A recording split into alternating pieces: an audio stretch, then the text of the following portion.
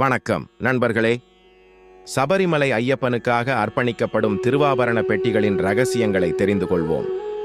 ஐயப்ப சாமி மகர ஜோதியாக தை மாதத்தில் பந்தள அரண்மனையே விழா கோலம் பூண்டிருக்கும்.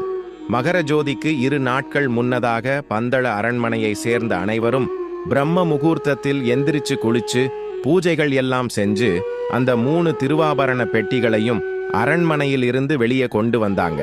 அந்த பெட்டிகளை எங்க கொண்டு போறாங்கன்னு பார்த்தா, பந்தள ராஜ்யத்தின் மன்னர்களால் கட்டப்பட்ட அரண்மனைக்கு உள்ளேயே ஒரு பகுதியா இருக்கு வலியகோய்க்கால் சாஸ்தா கோவில் அப்படின்னு அழைக்கப்படும் அந்த ஐயப்பன் கோயிலுக்கு தான் அந்த 3 திருவாபரண பெட்டிகளும் கொண்டு வரப்பட்டு பத்திரமாக வைக்கப்பட்டன.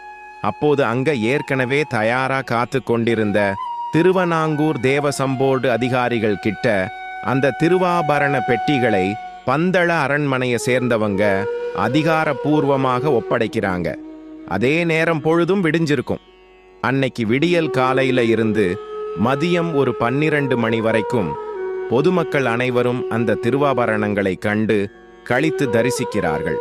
பொதுமக்களின் தரிசனம் எல்லாம் முடிஞ்சதுக்கு பிறகு மதியம் 1 மணிக்கு அந்த பெட்டிகளை எல்லாம் சபரிமலைக்கு சுமந்து கொண்டு போய் சேர்க்கிறதுக்காக தேர்வு செய்யப்பட்டுள்ள 22 பேர் கொண்ட குழுவை கூப்பிட்டு அந்த ஐயப்பன் கோயிலில் இருக்கும் பூசாரி அவங்க எல்லாருக்கும் குருசாமி ஸ்தானத்தில் இருந்து மாலைகளை அணிவித்து அவர்களை இந்த புனித யாத்திரைக்காக தயார்படுத்தினார்.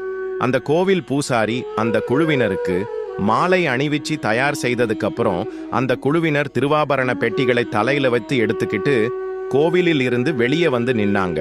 அப்போது அங்கு இருந்த மற்றவர்களும் ஒரு முக்கிய விஷயத்தை எதிர்பார்த்து அங்கேயே காத்துக்கிட்டு இருந்தாங்க. அங்கு கூடியிருந்த மக்களும் பந்தள அரண்மனையை சேர்ந்தவங்களும் எல்லாரும் சொல்லி வச்ச மாதிரி வானத்தையே அண்ணாந்து பார்த்து எதற்காகவோ எதிர்பார்த்து பெரும் ஆவலா காத்துக்கிட்டு இருந்தாங்க. அப்ப நிசப்தமான சூழ்நிலை உருவானது. அப்போ ஒருவர் திருவாபரண பெட்டிக்கு மேலே எங்கிருந்தோ வந்து சுற்றி வட்டமடிச்ச கிருஷ்ண பருந்தை பார்த்து சாமியே சரணம் ஐயப்பா என்று பக்தி பரவசத்துடன் கோஷமிட, அவரை தொடர்ந்து மற்றவர்களும் ஐயப்ப சரண கோஷமிடறாங்க. அனைவரின் பரவச சத்தத்தால் அப்பகுதியே அதிர அனைவரின் உடலும் சிலிர்த்தது. ஒவ்வொரு வருடமும் இப்படி கிருஷ்ண பருந்து வந்து வட்டமடித்து உத்தரவு கொடுத்த பிறகுதான் இந்த திருவாபரண பெட்டிகள் மேற்கொண்டு எடுத்து செல்லப்படும்.